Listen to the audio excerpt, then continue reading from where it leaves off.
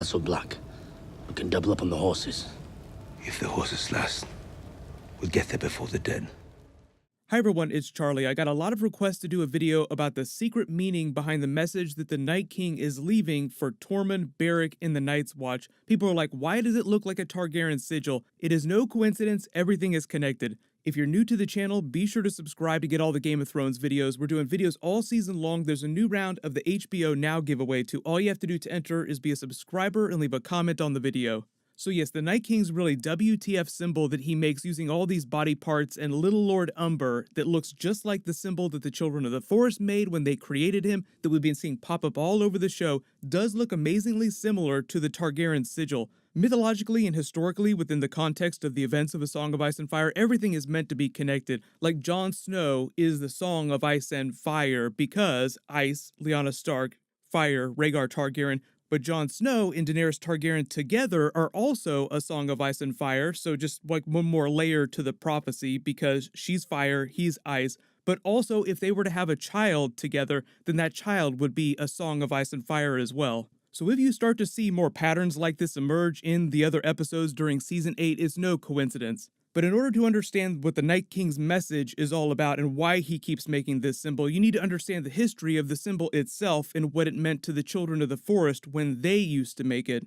The oldest example we have of this symbol appearing is when the Children of the Forest created the Night King. Like you zoom out from this overhead shot and you see the spiral shapes of the rocks spinning out from the weirwood tree. The next oldest example after that is in the cave paintings that they find inside Dragonstone. So those would have been made after the Long Night because they depict the events of the Long Night and how the Children of the Forest came together with the First Men to defeat the Night King, or at least push him back into the lands of always winter when they built the wall. Like they won the day even though the war was not over. The Children of the Forest would have only been able to make these cave paintings after that had happened. So you talk like 4,000 or 5,000 years ago. The amount of time since the last Long Night has been condensed recently. George R. R. Martin was explaining the Game of Thrones prequel TV series that's supposed to premiere next year, which is going to take place during the events in and around the original Long Night. We used to think, based on the books and the tales that people would tell like Old Nan, that that was between 8,000 and 10,000 years ago, but now George R. R. Martin is saying that that's closer to 4,000 to 5,000 years ago.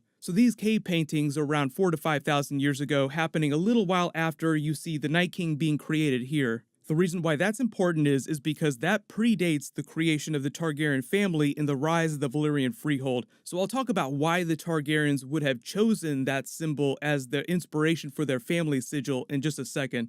But the Children of the Forest worship the old gods, even if you want to say that they were actually worshiping Planetos itself. The real-life inspiration for the Children of the Forest characters were the Druids, who in our own world history were mostly concerned with the natural world and its powers. They considered trees sacred, particularly the oak. Why does that suddenly seem so familiar? Because in A Song of Ice and Fire, the Children of the Forest revere the weirwoods as sacred. You notice that the Druid symbol of the Triskel is a similar shape to these spirals. It represents the triad. The Druids believe that everything important came in threes, which sounds very similar, like the prophecy of Azor Ahai. The dragon must have 3 heads. So you're starting to see patterns emerge, everything being connected. There are a lot of real-world cultures that also have names and descriptions for why this shape exists, because it exists in space. Like you look at the spiral shape that galaxies make, so you have belief systems in our own world history that have ways of explaining why this shape exists in nature.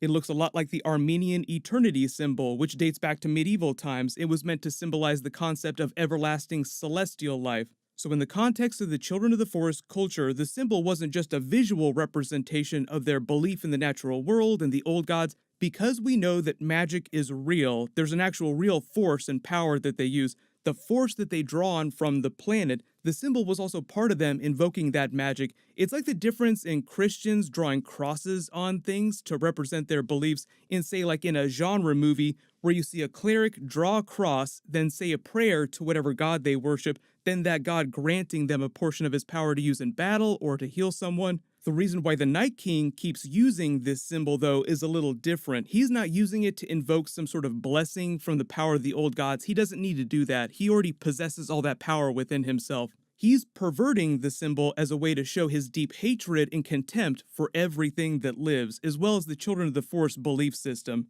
The actor who plays the Night King, Vladimir Furtick, said a lot of really interesting things that contextualize why the Night King does what he does. He says that there's still a little bit of the man he used to be left in him today, even though his face doesn't betray a lot of emotion. You don't see him react to a lot of things. He says that the Night King never wanted to be the Night King. The Children of the Forest forced that on him. So not only has he hated the Children of the Forest, their belief system, everything they stood for, but he also hates his former brethren, the First Men, because he was one of the First Men, because this was during the war with the First Men. Because he's lived this whole time, his hatred for those original First Men have also trickled down to their descendants, which make up all the people that live in the realm today.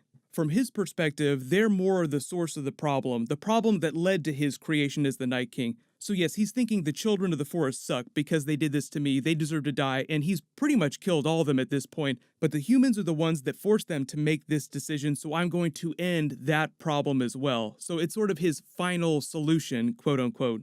Dan and Dave said from a showrunner perspective, the way they're using him in the narrative, the only way they view the Night King is as someone who wants to kill everyone that's living. That's it. Nothing they've said makes it sound like he has any greater goal than that. Once he kills everyone and the never-ending winter has fallen on Planetos, all of the planet, his work will be done and he'll just walk off into the distance, never to be seen again. So when the Night King leaves this symbol, he's mostly doing it to give the Children of the Forest and the humans the middle finger, to piss on their beliefs, so to speak, and also let them know that he's throwing the gauntlet, I'm coming for you.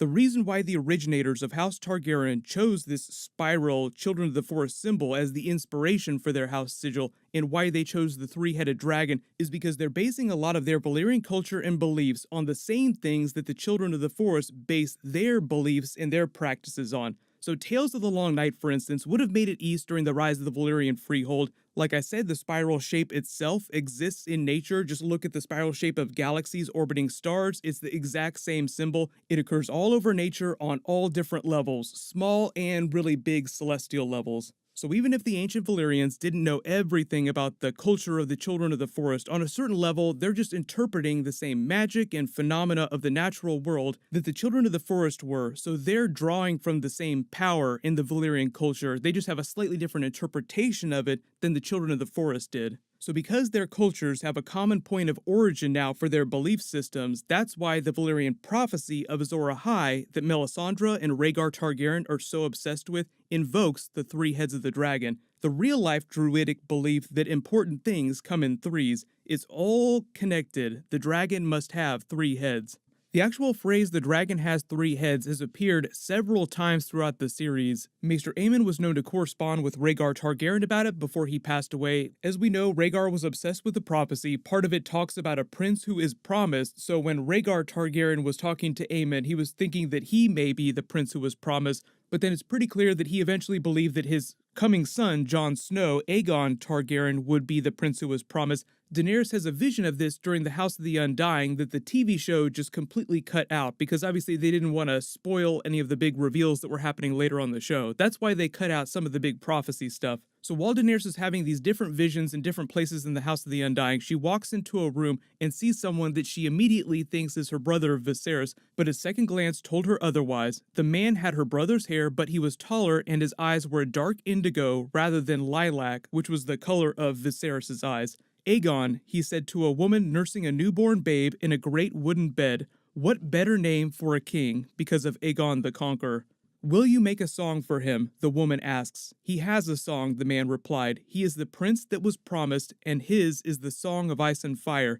He looked up when he said it, and his eyes met Dany's, and it seemed as if he saw her standing there beyond the door. There must be one more, he said, though whether he were speaking to her or to the woman in the bed, Daenerys could not say. The dragon has three heads, he said. He went to the window seat, picked up his harp, ran his fingers lightly over its silvery strings. Sweet sadness filled the room as the man and wife and babe faded like the morning mist, only the music lingering behind to speed her on her way. A lot of people have wondered who the third head of the dragon is, because Daenerys has three dragons, so that's obviously one interpretation of the prophecy, but she's lost one of her children now. There are people that are thinking that there are other secret Targaryens out there, because Daenerys and Jon Snow are two heads of the dragon, but what I think they're implying is that Daenerys' child with Jon Snow, or potential child, will be the third head of the dragon.